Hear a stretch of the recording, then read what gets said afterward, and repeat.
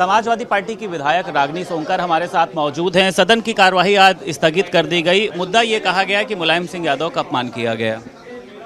देखिए, जब भी स्वास्थ्य विभाग पे चर्चा होती है, स्वास्थ्य विभाग के प्रश्न होते हैं, ना जाने क्यों मंत्री जी के मन में इतनी कटुता है। और साथ ही साथ मंत्री जी के मन में कटुता सिर्फ विपक्ष को लेकर के नहीं, जनता को भी लेकर के है, क्योंकि वो मुख्यमंत्री हैं प्रदेश के। साथ ही साथ स्वास्थ्य जैसा इतना गंभीर विभाग है उनके पास, जिससे लोगों के जान मान सारी जिम्मेदारियां उनके ऊपर हैं। और जब भी उनके विभाग रिलेटेड किसी भी प्रश्न का विपक्ष उत्तर मांगती है, तो हर बार एक नई कहानी, नए तरीके के उनके जो हैं भाषा शैली सामने आती है।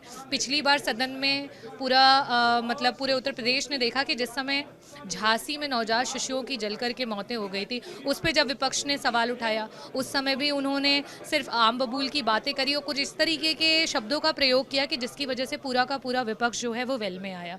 इसके बाद अभी कुछ दिन पहले की बात है, उन्हीं के विभाग से रिलेटेड चर्चा हो रही थी, तो उन्होंने माइनॉरिटी समाज को साधते हुए ये कहा कि आपको जो है अपनी जनसंख्या नियंत्रण करना चाहिए, और ना जाने किस तरीके के, जो कि उनके वैल्यू, उनके क्वेश्चन से रिलेटेड भी चीज़ें नहीं थी।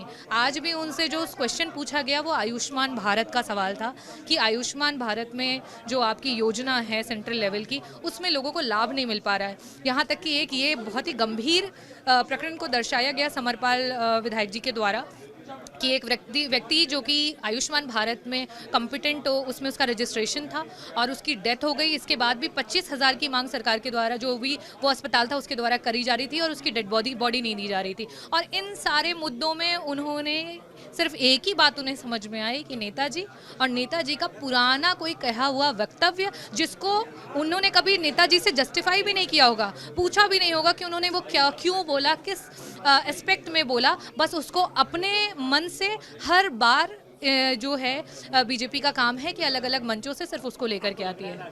कि डिप्टी सीएम ब्रिजेश पाठक चर्चा से भागना चाह रहे हैं, स्वास्थ्य संबंधी बातों पर चर्चा ना हो, इसलिए उन्होंने इस तरीके का काम किया।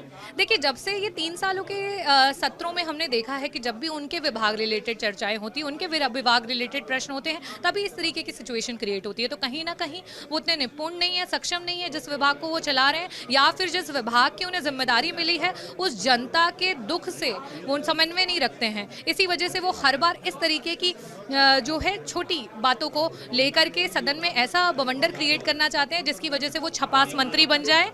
और जैसा कि वो विपक्ष को चाह रहे थे, आज आशा बहनों की बात हुई तो उन्हें कहना चाह रहे थे कि आप छपना चाहते हैं। तो मेरा ये कहना है, ये लोकतांत्रिक व्यवस्था है, यहाँ मीडिया पे और छपने का सभी को अधिकार है, सबकी बातें वहाँ आने का अधिकार है, लेकिन ऐसे एजेंडास क्रिएट किए जाए जिससे आप छपास मंत्री बन जाए, तो वो तो मुझे लगता है कि कोई भी नहीं चाहता है।